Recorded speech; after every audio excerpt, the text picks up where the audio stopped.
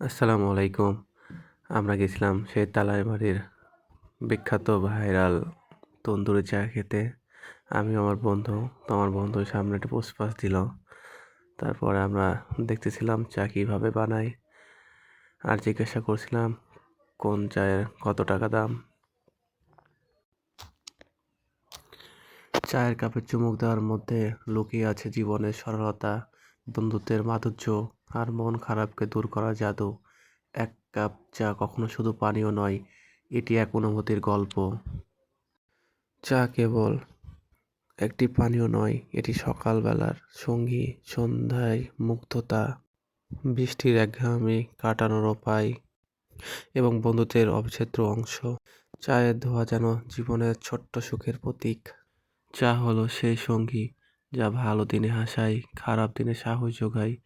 এর প্রতিটি চুমুকে যেন পাওয়া যায় নীরব জাদু। এটা জীবনের প্রতিদিনের ছোট্ট আনন্দের উৎস। এক কাপ চা যেন এক নিঃশব্দ কবিতা,